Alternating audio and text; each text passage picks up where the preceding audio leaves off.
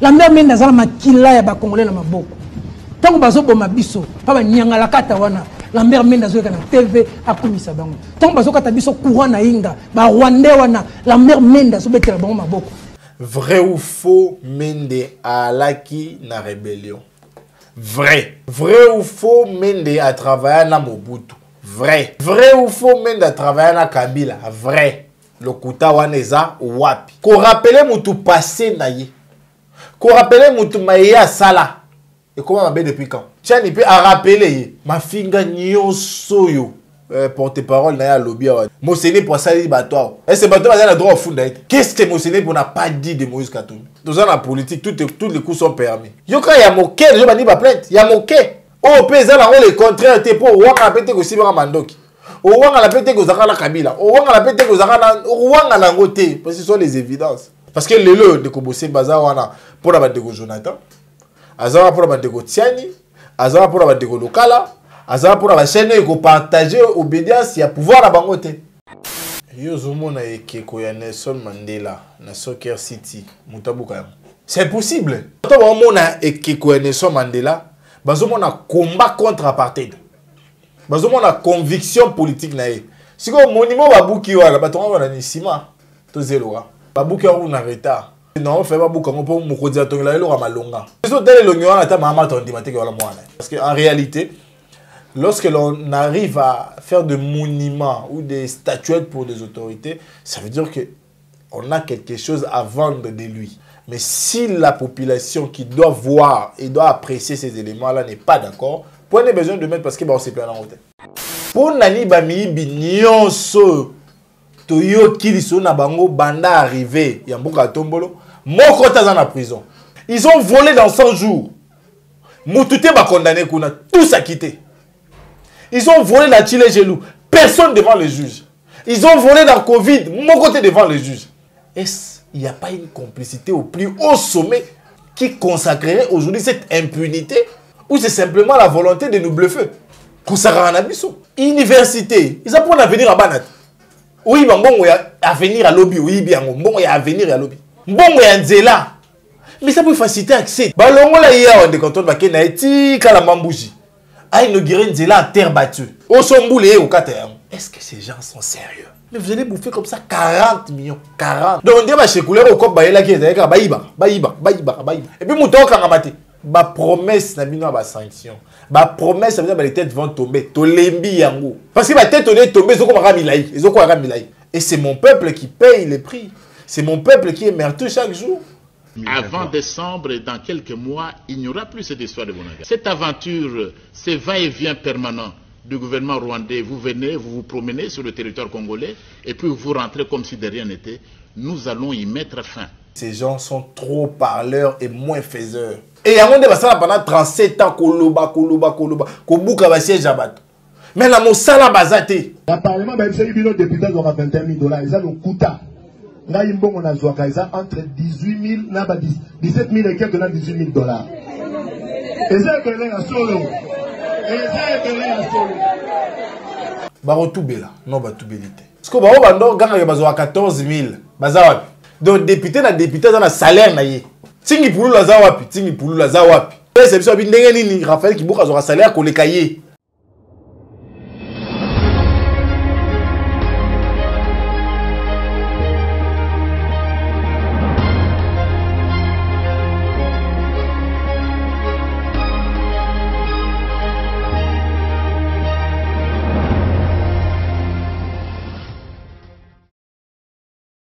Et c'est ce que été bozali belé bande ko balandi ya Plus Clair Télévision, la chaîne de vérité mbote na bino bipa union ce jour mibino. Merci na confiance au bozali ko renouveler na kati ya la chaîne de vérité. Voilà pourquoi mkolmo lelo tozali sengo ya kokuta na bino lisusu na nzela ya émission vérité de tout côté ou tozali ni sengo ya koyamba pona bino mwana mboka Jonathan Boile ou azali bongo mokambi ya mouvement politique, parti politique pour l'amour du Congo. Et le Gonaye, de tout solo là, Mami Matali Mboka na biso, République démocratique du Congo, situation sécuritaire, politique, sociale, il y a Mboka na biso, ou les alliés, Masolo, autre sur la carte émission Nabiso, émission Vérité de tous côtés à Moukoulou Lilo. Sans plus tarder, il y a un boto pesa maloba la pesi maton domingue na jouer du go na go, chasseur d'image sur ma caméra. Maton na ba nyonso bozali kolanda biso na ba etandi République démocratique du Congo, nyonso pe na libanda ya mboka et voilà, déjà trop pour ça la pemeni invité na biso, moi na mboka Jonathan, mbote na yo.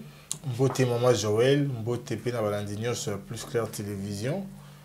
Particulièrement abonné à Vérité de tous côtés, émission na yo, émission na biso, émission à peuple. Mbote pe na grande équipe technique oyo kosunga ka biso to koma bipa ici ka ba congolais bazali au travers à makanisi pe ba idée na biso. Mbote mingi pe na ba congolais nyonso ba kolanda biso na bisika ya pasi. Matondo mingi surtout pour na koyana Lukasa na biso mukolo modelo. Boni santé, boni pour l'amour du Congo.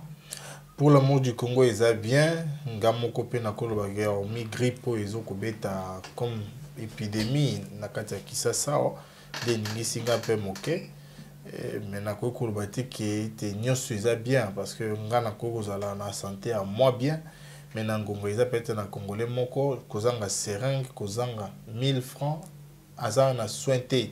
Topé mosusu kozanga 500 kozanga 200 francs azuli pâté.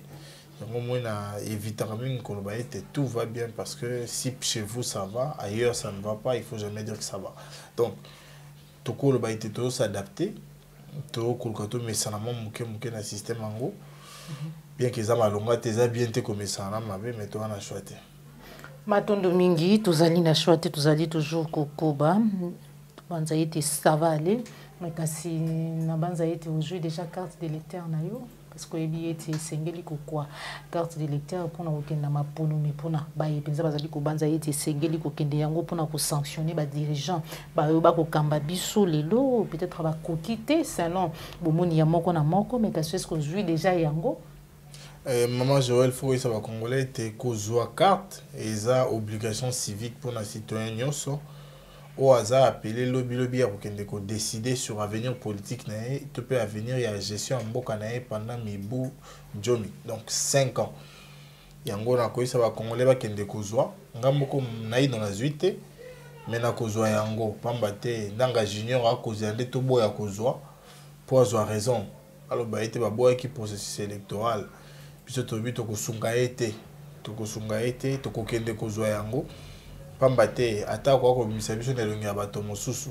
ata kwa toti na carte en photo en couleur tozongi na noir et blanc et plus de 60 ans après en arrière to kokende kozwa carte wana pambate objectif tous aller belé ko participer na processus électoral pour na kopesa ndeko Antoine Mokato nae akende kopema na bandeko ya diaspora donc na kozwa yango na mikoza ekoya pambate za devoir civique pour na citoyen.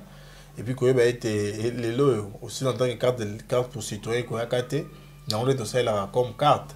Donc, il faut que vous ayez yango. Yango, il faut que pour y servir dans l'opération, dans la retrait, dans la salaka. Pambate, motuna pe malonga, est-ce que vous reconnaissez un noir et blanc? Yango pe sous motuna, mais na rokendo kozongo comme citoyen, de manière à ce que là, c'est préparé pour changer classe dirigeante et en bokanangai. Et puis, on a renouvelé l'animateur. Voilà. Qualité, kasi ya photo, topé à service, to baï que zali ko poser problème, ou yambi on ni combien même, ou kaki de niga di manko baï c'est pour na yezali di kamate, a choisi ça qui le lingue ya photo ana ya noir et blanc pour na coup. Il faut retourner coup, topé économique na ça na bon papa na bon maman na bon. L'État congolais vous donne de moyens. Pour être moyen et servir yo le bio économiser. Pour économiser na mbongo na yo to na mbongo à l'état. Ba ko ganga mikolonio so tongo midi pourquoi été. Tout na maximisation de recettes. Tout na ba réserve ebelé. Tout na ba dépassement ba assignation. Ça veut dire que les kamambongo les sous problème était. Mais comment un junior a quoi réfléchir dans la logique que non, j'ai choisi cette qualité là pour nous minimiser et puis qu'on permettre qu'on économiser, économiser dans bon moyen. Pour après économiser nous ça na yango nini. Motune ya malonga lelo ezali maman. Les nations sont appelées à évoluer. Les populations sont appelées à se développer. Tu outil na carte en couleur, photo en couleur. Le autre zone na noir et blanc. Et puis il faut que ça va congolais car tout ozaki na yango car pour na tambo na yangate ezaki plastifié de deux côtés. Na liboso na sima. Mais il y a le plastification d'accord à liboso. Donc sima so que zuma écarte mwangani. Parce que qui était le ministre de la communication le billet était d'ici le mois de juillet 2023 congolais n'y soit dans la pièce d'identité na. Faut que tout na ndeko mouya. Na grille budgétaire en ligne va prévoir bon pour nos NIP. Si c'est moi, il faut être sérieux na point voilà. Les promesses, oui, on peut beau les faire. Oui, on peut faire des discours populistes. Mais il faudrait entrer dans les concrets, dans la réalisation. Projet à 145 territoires et bandana en juin, il y a 2022. L'autre en janvier, il y a 2023. Tout comme en juin 2023, quand la minute et on va être une année. Bando on a pega bon la TV 145 territoires, ça c'est 145 territoires. L'autre en a yango wapi.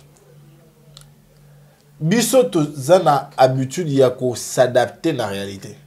Réalité que ça qui est aussi longtemps que carte pour citoyen ko yate. Carte d'électeur on est ko servir biso. Si comme maman je la carte pour citoyenneté, a carte d'électeur à ken na banque. Arrête à ça la retrait na banque na carte wana. Mais dofi wa so que ça yote. Pour une hormone boa pembe. Mais kuno bi mamwindo. Donc ba to banque dans la réserve le beza yote. Mais dans l'entretemps, quand il m'a arrosalate, nanga junior arrosalate. Mais c'est toi qui vas être préjudicié dans ma opération, dans ma activité. Parce que vous avez même de causeté. Donc, si vous faites ça, la réalité aujourd'hui, c'est que monsieur Kadima ou Nanga Junior ne sait pas trop la réalité dans laquelle il est en train de placer toute une population. C'est que réalité, on a des difficultés vis-à-vis, il y a une opération, il y a survie, il y a survie dans biso. Parce que le policier a gagné un pourquoi.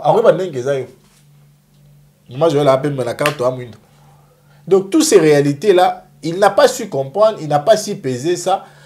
Quand il y a des membres de l'IDPS, a produit ma carte, a produit biso. Quelqu'un m'a même dit que la réalité, c'est que tu peux volonté dans bango, c'est que tu es tout boya. Processus solo. Pour avoir raison. Mais tu es tout boya. Tu es na bango. Biso, objectif c'est 2023. Nous voulons avoir un changement. Et c'est ce à quoi nous nous attendons. Voilà. Un changement, c'est ce à quoi nous nous attendons. Nous avons été dans la loi électorale. Ils allaient na Bekomoko, Katina Yango, ils allaient interdire une campagne électorale précoce. Tout le monde qui peut bandeko ya CESAC, ou basila qui ko interdire na ba médias, ko passer tout message où ils allaient bien topé na train na maïzali bongo campagne électorale, mais quand tout le monde est déjà bayi union sacrée wili bakonga mbosokoja na ba base électorale na bango basengi ete bakende ko s'enrôler, mais aussi ba lobby déjà na candidat topé na mutu oyo esengé na bango bakende ko voter na 2023 oyambi ya moneni tango landi ba message wana mboso et les autres. Maman Joël, merci pour na mutuna. Il y a les bosseux, ils ont remercié dans le bateau la semaine passée. Pour les campagnes de Gobo Sembe. Na comprendre. Na essayé de mourir dans souka. Na essayé maman na yo pour oser se comparer tata bateau na TV mon comme sous. Ah bien pour oser nous a jalou à Gobo Sembe. Bande ko ngai. O nga na osala lelo, ils a pour na kobattre la lobby, il y a ba jeune au ba on dit la politique. Tous ces jeunes oui. Tous ça politique oui, mais toi la devoir de respecter vie à bateau. Ndeko Kabila kamba mabe eye bani. Ndeko Kabila na bateau de ba pied mboko eye bani. Mais Ndeko Kabila a droit payer respect mon quai. Il y a biso bae toko fustiger gouvernance na bokambina. Ndeko Bosemba a droit te à cause la mal poli envers Ndeko Kabila. Comme tout le monde de comment mais est-ce que Ndeko Kabila a mérité respect? Ah papa. Attends que tu bembe et koufi, il faut respecter moi sinon on va poursuivre. Moi je pense qu'à un certain moment il faut respecter. Ah oui, sur un sujet à Bosemba. Maman Joël. Il y a eu ça il bat dans le lobby. Ce garçon n'est même pas à même d'être accepté comme DG d'une entreprise. Pourquoi? Parce qu'il est difficile à dissocier ce qu'il est et ce qu'il doit faire comme travail. Ce qu'il est, c'est que c'est un garçon qui défend le pouvoir. Et ce qu'ils doivent faire comme travail, c'est de défendre ou de traiter la question de l'accès à l'information et de manière équitable à tous. Newane comme l'article 212 de la Constitution. Si on m'a wapi prérogative ya Seni, il y a quoi invalider moto à la campagne précoce. Il y a côté la carte pour diffuser. Si on bateau va diffuser na tuna moto na wana sanction na bango ezali. Ti lelo. Na bosimbi na ba communicateur ne ba gramique. Moto a besoin de réponse à la tête. Ti lelo. Na cause na mona sanction ya moto à diffuser ba propos ya campagne. A couper ça ngote. Wane le mai, je mi balé maman. Ndeko Mboso yake en campagne. Ndeko Antoine yake en campagne. Ndeko Kabuya yake en campagne parce que faut que ça va congolais te Kabuya ça la campagne na Kasai. Alibo qui doit s'enrôler pour renouveler mandat. Tous ces gens-là n'ont jamais été sanctionnés et ils ne seront jamais sanctionnés. Pourquoi? Parce que c'est ça qu'ils ont le droit de sanctionner la politique qui était. On a le droit de sanctionner l'acteur politique qui était. Mais plutôt la chaîne ou la sous-gestion. Si on a tout les ans, la chaîne est surtout les journalistes. Si on a moto régulier, on va mettre. C'est ça qu'on va mettre. Est-ce qu'on peut concevoir ça? Corporation journalistique, mais un maître vient là-bas. Ça dérange déjà. Si on a tout les ans, Mbosso qui va en campagne, Antoine qui va en campagne, Bakonga qui va en campagne, qui va les sanctionner? Oui, ça va être que les Alananga junior. Pour Nanga junior, Azara pour Nabango. Azara pour Nabango, c'est fraude pour Nabango. Et puis, il y a Motouna, il y a Malonga, Motalo, il y a Bimisa Ngaï, il y a Bimisa Eteni. Donc, pour Naye, qu'on soustraire la justice, qu'on soustraire Eteni la justice, et ça motive à fierté. Alors que les autres consacrent de impunité. Ce qu'on de quoi comparer à Batata et à Bato. D'abilo quoi Mabé, d'abilo quoi Bosoto. De quoi dose là réagir, dose là tout le monde appelle que non à l'habité consécutivement on a communiqué nangai, na sanctionné média tel et ben là atteindre c'est. Pour moi le bande de les gars dire atteindre c'est. Et ben on a des combos pour les gars ils peuvent atteindre c'est. Vous savez voir qu'en réalité, ce sont des gens qui sont perdus en fait. Ils sont perdus parce qu'ils se retrouvent devant les évidences, devant des structures qui, du reste, sont favorables à eux et eux-mêmes sont préparés pour eux. Donc, contradiction entre dire on va faire, eux, ils en ont encore. Parce que les lots de Kobossé Bazar, pour la bande de Jonathan, Azara pour la bande de Tiani, Azara pour la bande de Lokala, Azara pour la chaîne de partager obédience, il y a pouvoir à Bangote. Voilà, déjà, autant que Kombo et Ndekotiani, mon amboka Jonathan, vous avez une plainte à Lambert Mende portée contre journaliste Peter Tiani, suite à un propos naïe na plateau et à Télé 50, et puis pas Iwapi, d'après Maï Bazali, qu'on reprochait à traiter que Lambert Mende des délinquants politiques, croque-mort, ayant les sangs des Congolais sur ses mains, un produit politique périmé. Vous allez nous ramasser Lambert Mende. Lambert Mende a été Tshisekediste. Ensuite, il a combattu Tshisekedi, à qui il sera là, lui qui parle de transhumance à Moïse Katumbi. Ensuite, il vient soutenir Mouzé. À mon que Simbité a qui RCD. Lambert Mende a zala makila ya ba Congolais na maboko. Tant que bazo boma biso, pas ba nyanga la kata wana. Lambert Mende azoka na TV akumisa bango. Tant que bazo kata biso courant na inga, ba Rwandais wana, Lambert Mende azo betela bango maboko. Ce monsieur, il est parti en exil, il a quitté, il est revenu 10 ans avec Joseph Kabila. Je prends même 13 ans. Il a signé l'acte d'engagement, il a re-signé l'acte d'engagement. Mende ozomona. Yende dépasse que Lambert Mende abundisa biso Tshisekedi ya kufi. Kora Tshisekedi na poto.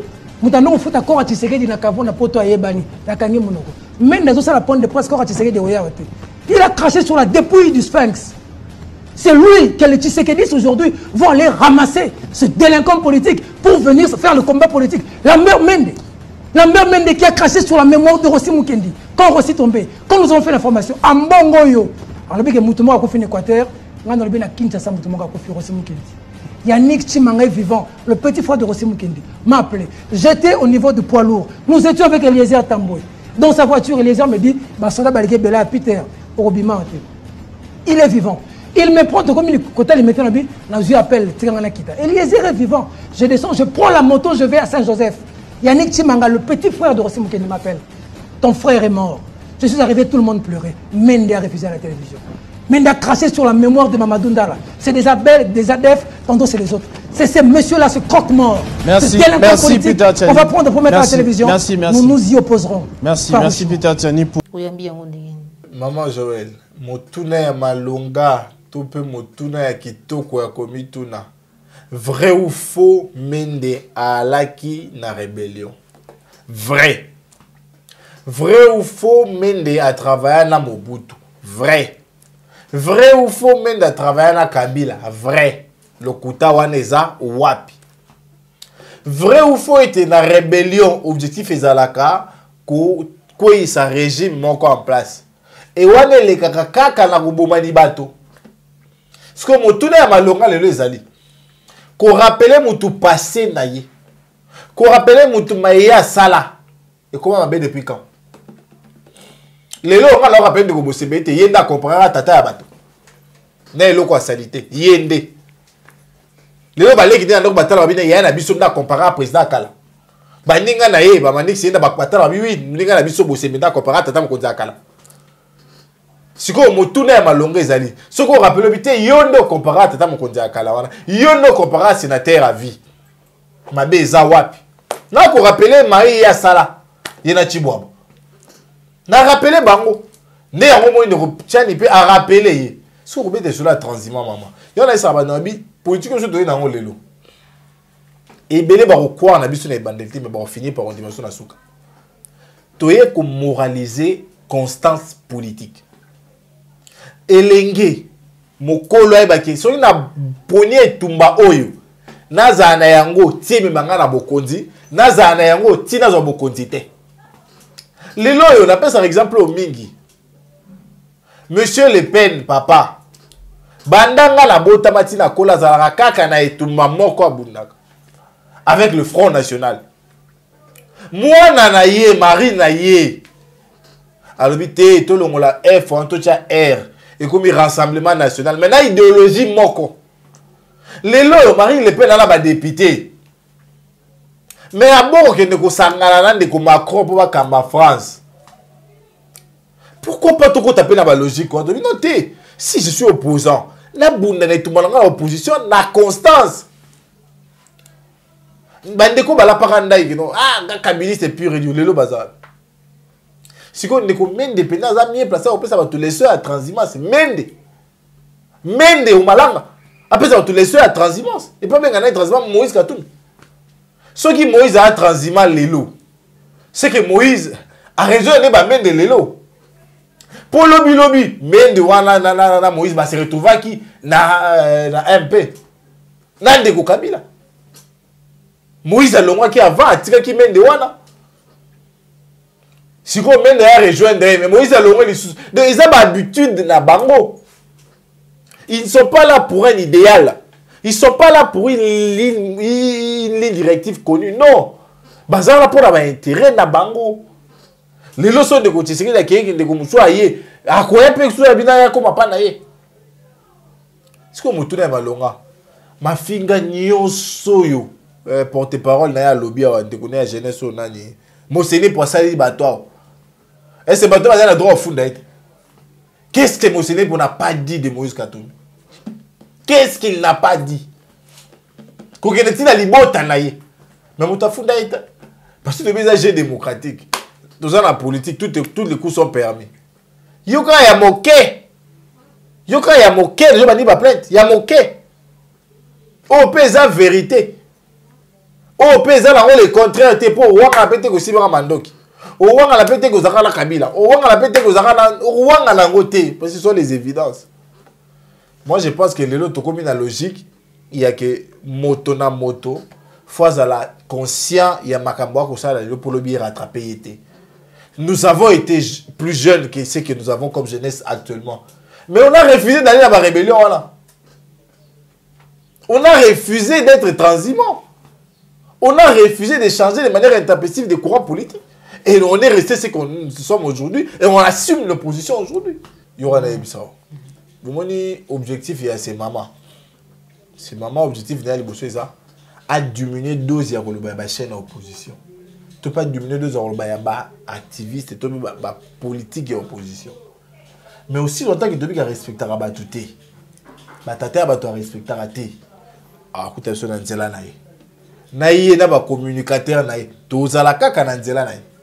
Yango toko senga, toko bandela ngo sumba na mbala. Et sengeli na ba journaliste botelema.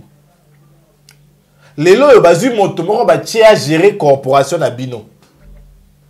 Na mosala ya journaliste wana, to pe mosala ya organe wana, ezako réguler contenu en communication. Mais il y a un contenu impropre dans la communication. On a des quoi avec un engagement alors à côté de ça. À côté de contenu impropre. Et puis on dit mieux. Mouton que j'ai pas journaliste, c'est même bien à mettre. Vous êtes à l'aise. La preuve c'est que jour à Yambibino, à Bengi Mouton à Zaramanton na ya yewana, afandi wana. Na lisanga ba journaliste, mais politique aye. Ah ko ça le mentorship na atala wana. Et puis vous êtes à l'aise. T'es le but non. De côté nous avons un encouragement la bisonios, nous avons un soutien bon yangai yangada, nous avons un soutien la makasi parce que je crois à tes convictions politiques. Je crois également que s'il faut parler de la transhumance, Mende n'est pas mieux placé pour nous parler de ça. Attends, ma biso Jonathan, oui, parce que Nanios tout dans la position moko. Il y a vraiment capital dans la communication. Alors, Matondo mingi yo kobeta c'était likambo ya respect comment na ki monument à chef de l'état cordon puis mafuko en image monument à chef de l'état construit le long ya route numéro 1 na cité frontalière ya Kasumbalesa na douane ezalaki démoli il y a quelques jours par des personnes autrement non identifiées. Oyambi yango ndenge ni tango moni ke noté et que kotope monument président de la République il va bouki yango le lengi wana ba boaki yango kande comité na niveau wana to non respect kaka yo zomona ekeko ya Nelson Mandela na Soccer City mutabuka yango c'est possible. Pourquoi toi mona ekeko ya Nelson Mandela bazomona combat contre apartheid bazomona conviction politique na ye et puis na suka bazomona effort naie pour le développement de l'Afrique du Sud. Douane élément liboso. Si qu'on pour nation naie est honoré, bah tongela yango en matériaux durables. Donc on obé to banda de loti et bukalate. Si qu'on monument ba buki wala ba tonga na nisima to zelo. Bon, ça quand même monument on dit voilà. On a zelo ya yimo ko posant. Ba buki on a retard. Parce que non on fait ba buka on pour mo kodia tongela lo malonga. Monde to ba ça pas musée. Et le robena ya malonga au thème oté papa liyo le bena uzuba ba sculpteur ya malonga batongi mais le mo ya bien parce que so tele lo nyona ta mama to ndimate wala mwana kaka na dessin pa ba ndimata wana yete donc bandeko babuki wana fallait ce que bozela kaka général ya a étudier sous le matériel c'est pour pouvoir comment corriger ça parce que en réalité lorsque l'on arrive à faire des monuments ou des statuettes pour des autorités ça veut dire que on a quelque chose à vendre de lui. On a quelque chose à transmettre de lui. Mais si la population qui doit voir et doit apprécier ces éléments-là n'est pas d'accord, prenez besoin de mettre parce que on s'est perdu en route.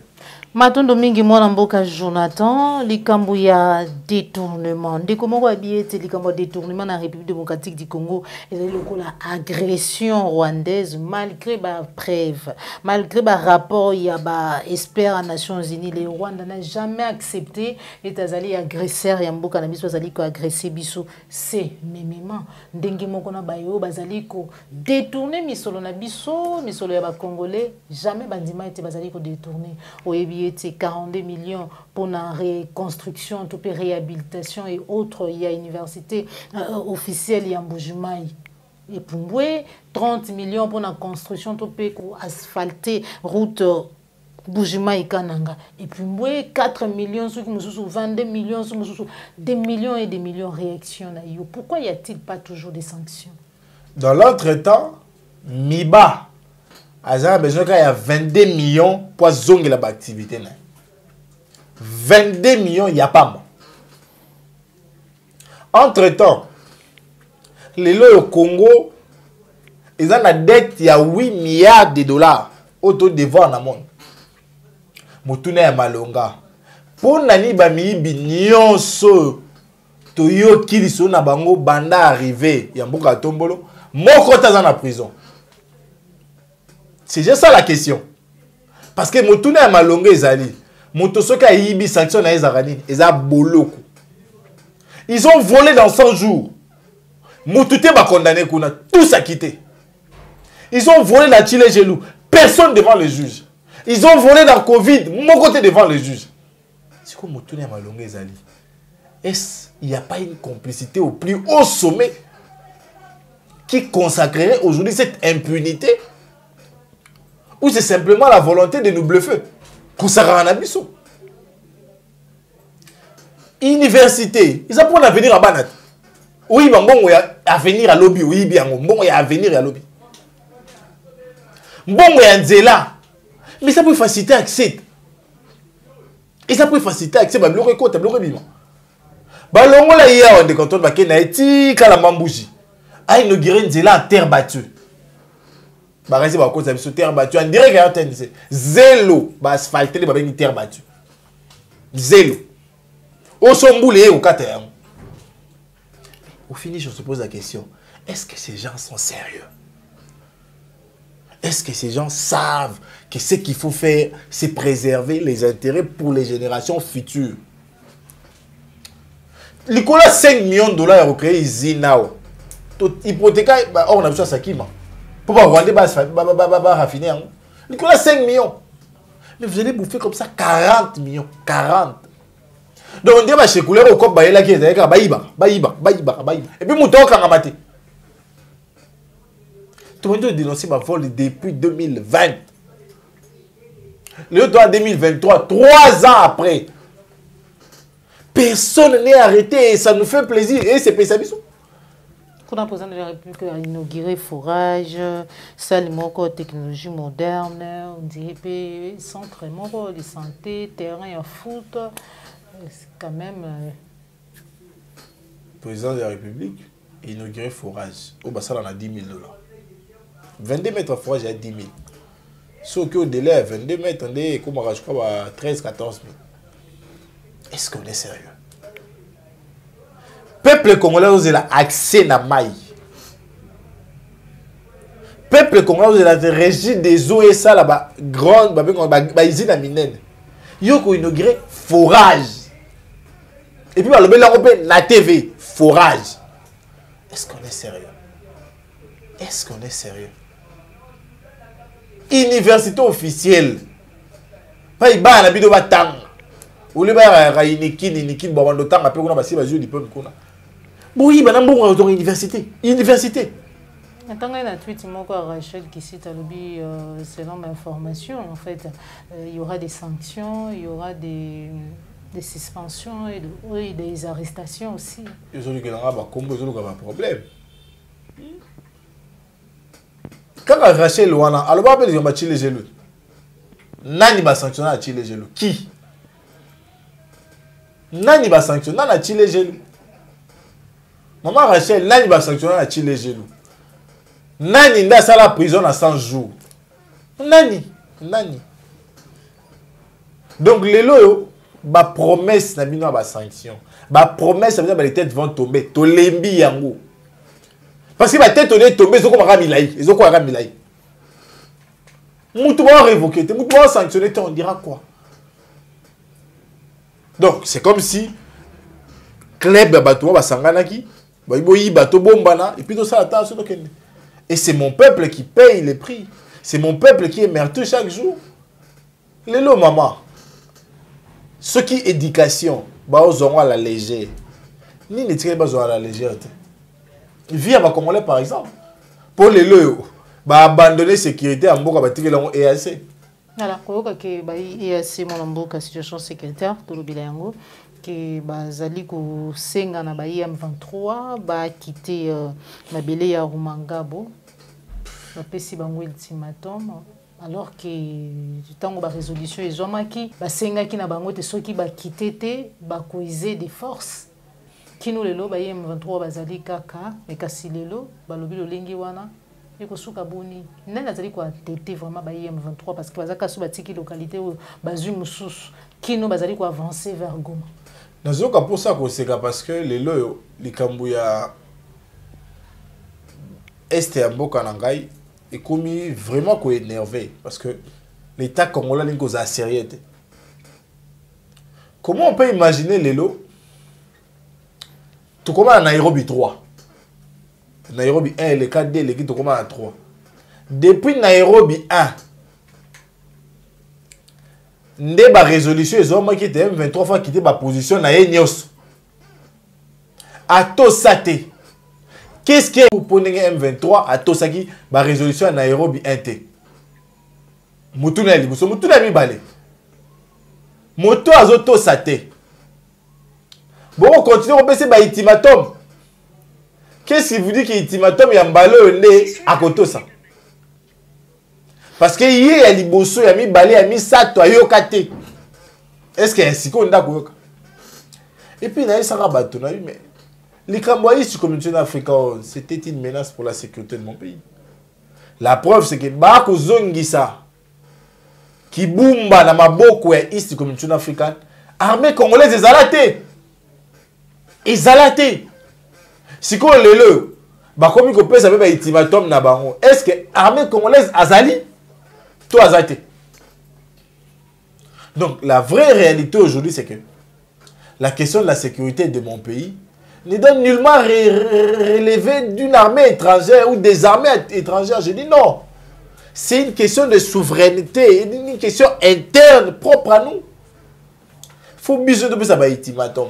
Parce que si nous avons un ultimatum, nous allons nous assumer, nous allons faire la guerre. Mais le lot, na 1 bayokité, na 2 bayokité, na 3 bayokité, 6 na 4e bayok. Et puis en ballon, il faut préciser, ils ont la force contenante parce que et outil la résolution montée, ils ont une déclaration à l'armée, voilà. Il y a armée jusqu'à communauté africaine. Oh bon, bon, il y a une zone tampon, il y a une zone. Donc si on arrive à tout citer, bon, c'est la zone tampon fort ou zone tampon simple. Donc, je pense que les lots, armée congolaise, il faut s'assumer.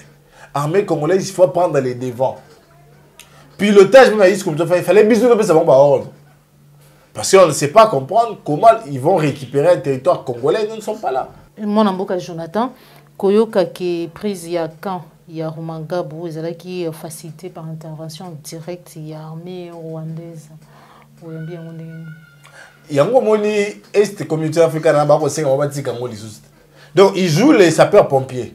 Ba facilité prise puis ba ko senga ba tika ngo lisusu. Non. Le l'option de été agression na mission ko sale ma part armée rwandaise. Na oka ki mutu moko ko lobango eti eza lokola ba komi ko zwa soki ba zui ba pesi yango na EAC, ba zui ba pesi yango na EAC et FARDC ba ko koma na bisika EAC ezali. Mutuna malonge ezali. Est-ce que bakouan les abakouan ya ici communauté africaine tous abakouan ya Congo? Les abakouan ya Congo. Oh, il faut les gérer par bas congolais.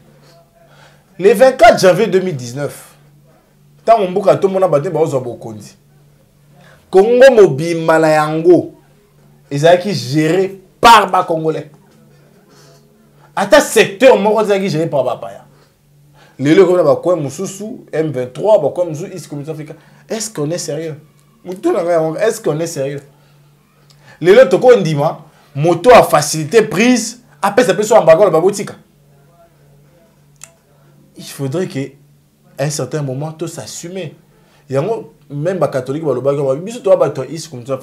Afrique centrale. Notre présence là-bas n'est pas justifiée, nous ne devons pas être là.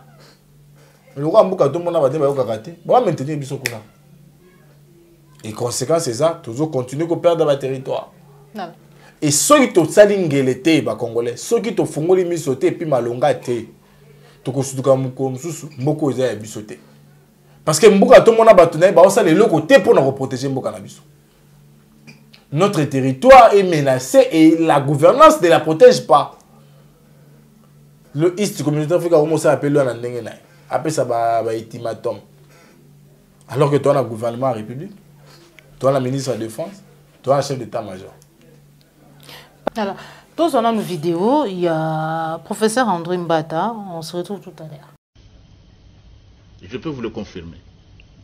Avant décembre, dans quelques mois, il n'y aura plus cette histoire de Bunagana. Et ça vient, et nos compatriotes doivent... Ça vient du premier vice-président de l'Assemblée nationale. Et le Rwanda, je l'ai dit également à Pretoria et à Durban, devant le Parlement panafricain. Nous mettrons un terme à cette guerre. Nous y mettrons fin. Cette aventure, ces va-et-vient permanents du gouvernement rwandais, vous venez, vous vous promenez sur le territoire congolais et puis vous rentrez comme si de rien n'était. Nous allons y mettre fin. Et je crois que vous avez noté même la constance. Vous parlez du président de la République. Je crois que le corps parle de lui-même. Vous avez vu comment il se présente, ce Félix Tshisekedi, la présidente de la République, quand il fait son discours. Vous avez vu la tenue du président de la République. Vous avez suivi le ton. Il a quelle manche? Manche longue ou manche courte? Manche courte. Il a manche courte. C'est tout un message. C'est quel message?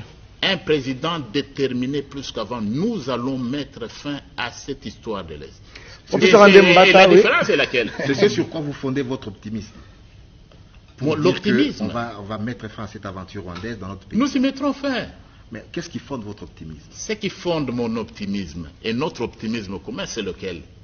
C'est la détermination de tout un peuple.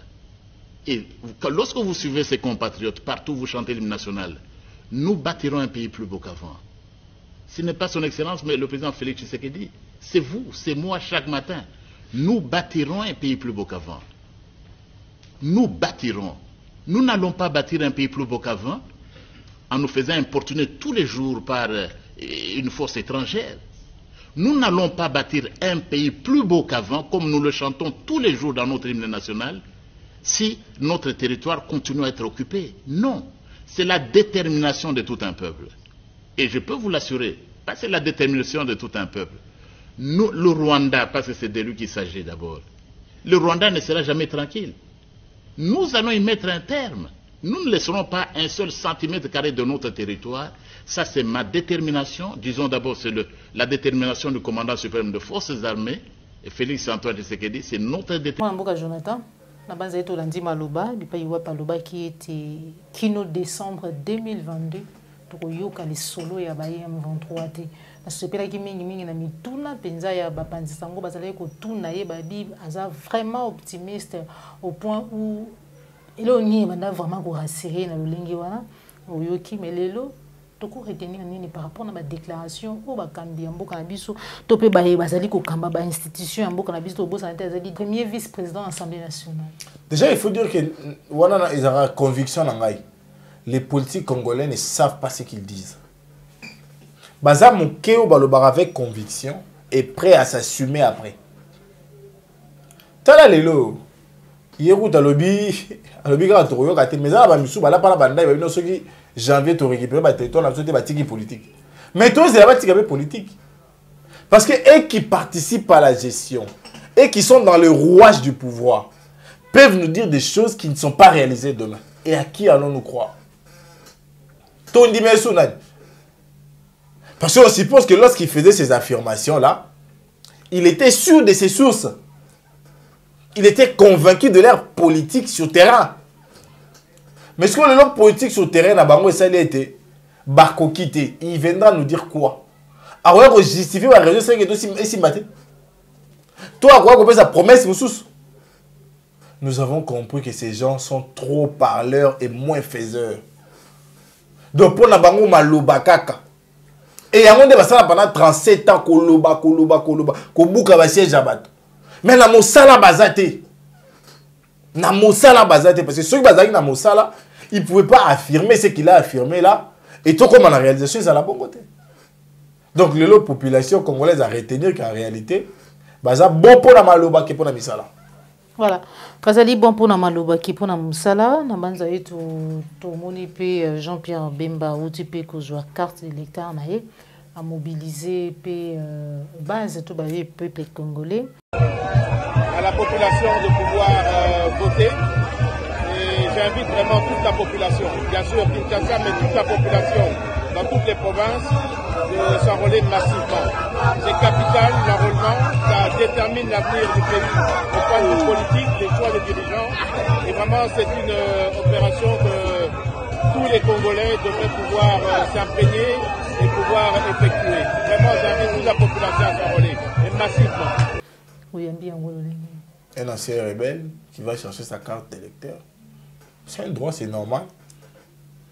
Parce que le lot au four, il était dégoûté, mais après un bateau, il a décidé de rejoindre l'axe de Congolais. Le bateau, il a Congolais, il a bien été, il a clarté. Ils ont pouvoir en place, ils ont union sacrée. C'est normal que nous reçoivions la carte.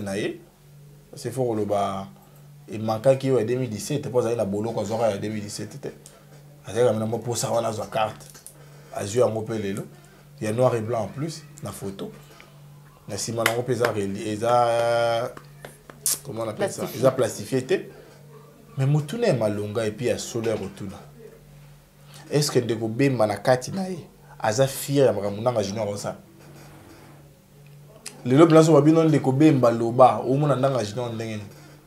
Alors bah non, c'est un bon travailleur. Non, en fait réalité le est que MLC comme une logique qui a tout Kendega tout se retrouver, tout récupérer, il faut tout récupérer. Et puis ça, moi, je suis alors, comme on a qui manque à MLC, Raphaël Kibuka liboso ya base, il peut pas dire que co-justifier Bozunaï à Dupe Palissade, mais aussi qu'on expliquer la base tout le peuple congolais qui l'Assemblée nationale bazoaka $21 000 t, le ligne de yoga qui me kassi, ils ont yé à touchaka 17 à 18 000 $. Base va réagir, tout peut rouler les cordons, mais il faut que tout on a une image après on se retrouve tout à l'heure. Sogi abatebele koza palisa les alisumuté na nazwaki yango na tekaki yango na zali kosalela pour la population et puis ngai dépense on a ça chaque jour et ko na mbongo na nazwaka na parlement ba ebiseli bino député zo $21 000 eza lokuta ngai mbongo nazwaka eza entre 18 000 na 17 000 et quelques na $18 000 eza que na solo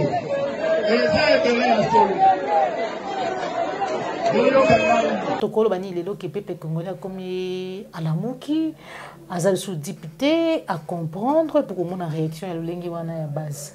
Merci honorable Sissanga. Merci Aigle, le peuple est d'accord. Martin Fayulu m'a dit. Oui, pour y avoir son merci maman parce que tout le baramakambo pambate. Quand nous disons des choses, c'est parce que nous sommes convaincus et nous maîtrisons ce que nous disons. Barotubela, non batubelité. Ce que Baro ganga ya bazo 14 000, bazawapi. On a 14 000, bazawapi, baza 17 à 18. Donc les chiffres ont évolué. Donc député dans le salaire na ye. Tingi pulu la zawapi, tingi pulu la zawapi. Azawapi c'est biso bindenge nini Raphaël Kibuka azo salaire ko le cahier. Non, ce sont des choses simples, des évidences. Si on comparer, Ndeko Kabila le mauvais, Ndeko Kabila le destructeur de ce pays, n'a pas été en mesure de payer $17 000 à un député. Antoine a payé 17 à 18 000 $. Avec une population malnutrie. Nani nde mukame malam. Nani nde mukame malam. En fait, ce sont des choses comme ça qui révoltent. Bana Moamba. Bino ba comme ça qui bouka député pour appeler ça doit brasser. Pour ça va faute pour ça va appeler ça doit brasser. Autant député doit brasser. Alors bi palissade nazio ateki pour la bonne savia bana eh député na bino. C'est un bon à dépenser par jour et les karawana. C'est qu'il faut nous compter les 19 000 fois 245 jours. Au multipliant par 5. Donc arrêtez d'être milliardaire. Et si on est milliardaire, qu'est-ce qu'on veut faire comme député? Qu'est-ce qu'on veut faire comme député? Créer ONG et aider le peuple. Donc les loyaux, on se rend compte que Martin Fayulu avait raison. Qu'en réalité, ces gens sont de manière vraiment exponentielle rémunérés. Secrétaire général d'administration publique a comme à 2 000 $, mais député ont 17 à 18 000 $. Les mois. Et puis, il y a un paiement.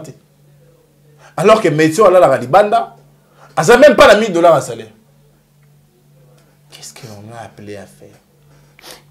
Pasi mingi matundu na yo mwana mboka Jonathan pour finir année 2000 na banza été zalaki année des grandes ruptures to babongo Martin Fayulu na Adolphe Muzitu Félix Tshisekedi na Kabundo, Félix Tshisekedi na Lelo Moïse Katumbi, Toyo qui déjà été ministre na yo ko démissionné, bazongi déjà na ngambu ya Katanga.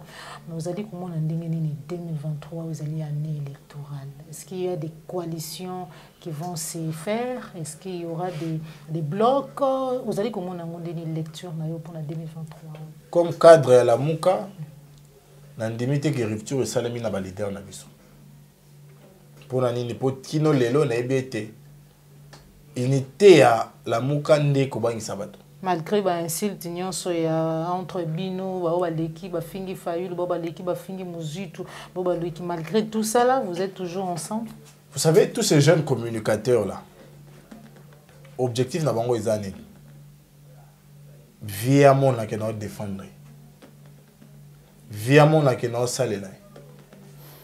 Alors que les cadres roi babiso boy ba bobola boy ba set ki kuni o mona nga tene na finga leader mo la muka na na temps na te tant na ngeza kongo ke libuso o remarquer que bato ba ça la bloc sur les jeunes o aza besoin leader a moni pe na suka so mama katela nga extrait na nga wana parce que les loyo ceux qui réellement il y avait rupture des ba secrétaire général ba kutana te pour na ça la remise et reprise. Élément à Liboso. Élément à mi-balé. Connaissant les valeurs qu'incarnent tous ces deux personnalités-là, président Martin, premier Adolphe Muzitu. Pour moi, mon premier Adolphe Muzitu a connu mon candidat, à partir de là, on a quitté dans la mouka. Parce que c'est un homme de conviction. Mais ce qui est à Kokoma Yangote, mais plutôt il y a quelques communicateurs, d'une part ou d'une autre, qui s'azadent dans le combat. Jeunes gens, ça ne va pas nous profiter. Moi je l'avais sur la rupture alors que besoin de rupture réalité. Les couleurs à maman malobanabina mike. Nous sommes appelés à l'unité pour sauver l'intérêt du Congo. Jean-Marc Kaboun na ndekonaye. Faut que ça va déjà que moulile ko bila libéra te. Lumière c'est rien na ngonga moko. Soupe, miel, ndé langu c'est moi mokende au Kaboun. À se rendre compte, que nga na ko lia miel, nga na ko jomi solo. Mais peuple na nga ko souffrir. Alors que peuple ndazaka mokonzi ya pouvoir, ndaye ko zonga mbang. Ndeko katumbi nga tuna ka na bi loko nini nde motivaka adhésion na ye, na union sacrée. Ti lelo, moto moka pesa nga ya no ate. Mais lelo pe na ko tuna su motivation ni esele ete ya longwa. Ti lelo moto ko répondre te. Franchir ligne rouge. Balobi te peuple azo souffrir, mais peuple souffrir yo zaki na bokambita. Nini yo salaki na bokambina on peut pas souffrir te. Ndeba mituna ya malonga yango wana. Mais le quoi to ko zobi ya noter. To comprendre que la réalité à la politique congolaise lelo. Ils a guerre ya positionnement. Ils a guerre ya mieux être. Ils a guerre que famille réussir. Ce que biso bilenge. Biso la muka to bito ko bunde tumba wana te. To bunde tumba ya Congo. To bunde tumba ya peuple congolais. Yango ko sala été. Na ba gère ba transhumance wana na ba gère bundumba politique tozala te matondo mingi na ba gère ya bundumba politique ba kuzala te ande tuteli tono na émission na biso ya mukolo mwalelo mais kasi ya moto ka bana invité na biso mukolo mwalelo na opesa matondo mingi na bino nyonso ba ibuzwili ba kuya kolanda biso na nzela ya émission vérité de tout côté na kati ya Plus Clair télévision nde to kabwani awa nde tuteli tono na émission na biso mukolo mwalelo mais kasi ya moto ka bana invité Mwana mboka Jonathan, message na yo, nini oyo ba imboka o balandi yo lelo bako retenir en rapport na émission na biso. Matondo mingi maman Joël pour na libaku yo pe singai. Na goyo sani ba congolais nyonso to ça les frères au kino kuzo ba carte noir et blanc wana. To kino kuzo yango po eza intérêt à lobby na biso. Faut to kino ko décider sur avenir ya population na biso, avenir à peuple na biso. Pambate avenir na une des menacés.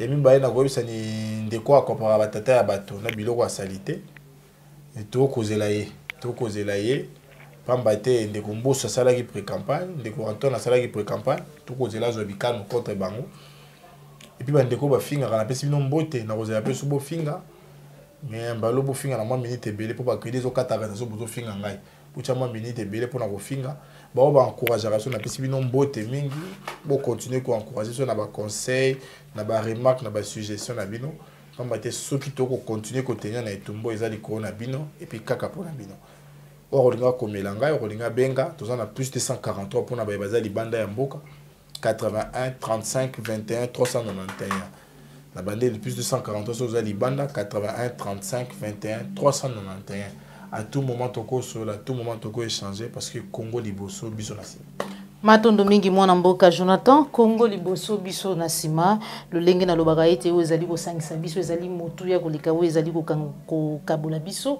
ezali ko sangisa biso ya ngonde mama Congo ya ngonde mboka o nzamba pesanga na yo singeli to défendre singeli to bundela singeli to telemela ba anti valeur o ezali bongo ko joa isika kati na mboka na biso nde tokutani bongo bala sima soki nkolo bateli biso un grand merci na Jean Bembe West na papa Laurent pe na papa Laurent Bongonza.